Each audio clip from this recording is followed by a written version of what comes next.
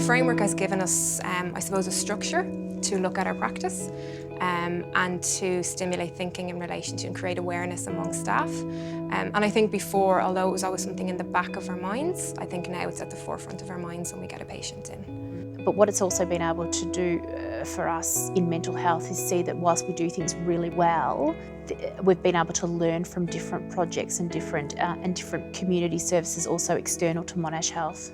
Because our framework and structure is really closely married to the National Quality and Safety Health Service Standard, the framework just fitted really well with what we already do, so it was an easy framework to adapt. We think the project is quite important to the service. It allows us to reflect and evaluate the service that we provide to mental health consumers. I think it's really opened our eyes. It's given us a measurement tool, almost a benchmark of how our service sits right now, what we think we're doing, and it's enabled us to say, actually, do we have evidence to prove that we're able to do this? And if not, then that gives us a goal then to work towards. Really eye-opening to be involved in the framework. It's been actually a real honour to be involved in the project, and also just to see the cultural diversity that we have within our team. It's going to build knowledge for staff to better resource clients and their families, responsiveness of staff in relation to the different cultures that we have and the different cultural needs and norms. Working through the organisational cultural responsiveness scale, it has assisted us to identify gaps in service and develop an action plan that we can work with as a service but also individually as clinicians on the inpatient ward.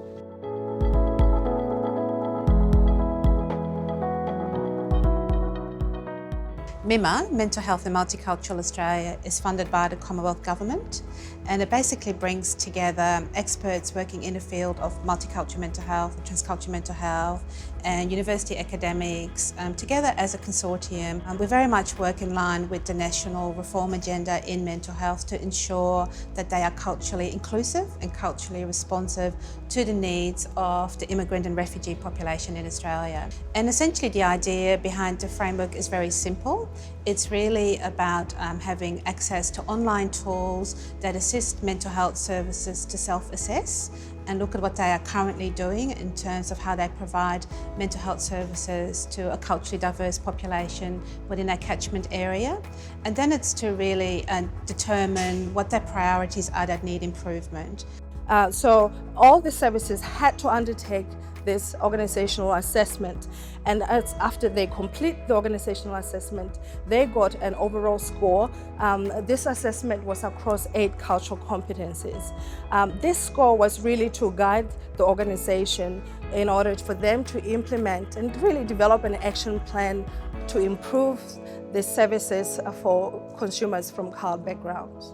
And once organisations go through the self-assessment, they then can go on to the second part of the framework, which consists of implementation guides. And we have an implementation guide for organisations and one for workers. And the implementation guide consists of strategies that organisations can implement as part of an action plan within their organisation. The third part of the framework consists of a range of additional supporting resources. So we have some concept sheets about some sort of key topics that are very common in multicultural health, like what is culturally responsive mental health practice. It explores the issue of recovery in mental health from diverse cultural perspectives. It looks at issues of consumer and carer participation from sort of a multicultural perspective. And they are sort of very much the underpinning principles of the framework. But then what we've also done is that we've highlighted examples of work that's already happening around the country. So for instance, if an organisation is wanting to do a specific piece of work, say around say consumer and carer participation, we've actually got examples web-linked to that work already happening around the country. So organisations don't have to reinvent the wheel.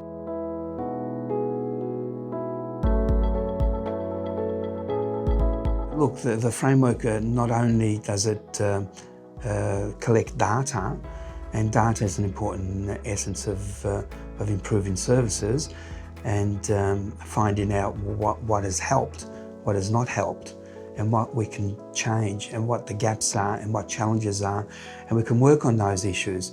we can encourage what's been more helpful for others to gain benefit too.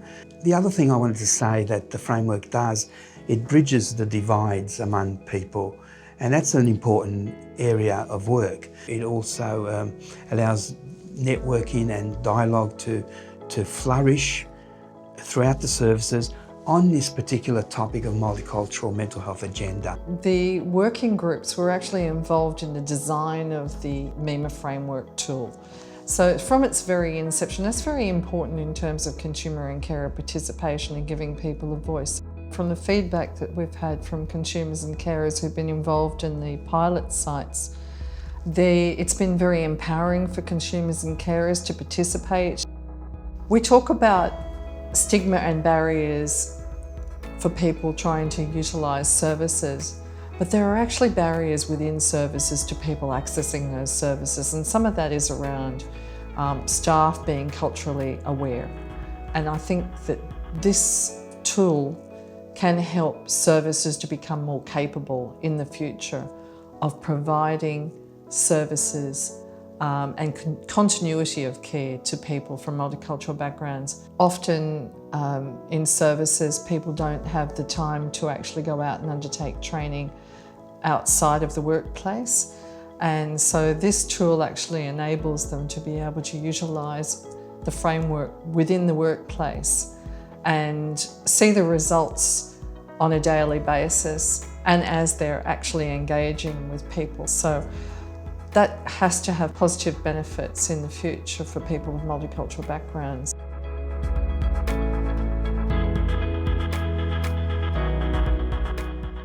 I think next steps or next iteration of this really are about upscaling the adoption of the framework across every possible setting, whether it be acute care, community care, in terms of mental health. I think that's a real opportunity that we've got going forward in the future. I think the other opportunity that we've got going forward in the future is to develop more bespoke education and training that guides people, I guess, through some of the practical processes they can go through or put in their organisations to strengthen, build on and improve cultural responsiveness.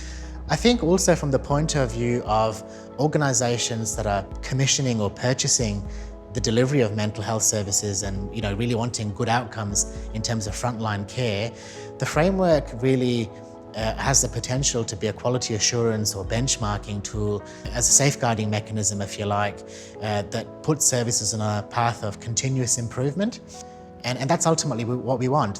Philosophically, the framework really is about making sure that every Australian who needs access to mental health services gets them in the way that they need, in the way that's culturally appropriate. And a tool that really gets services to think about that really is the way of the future.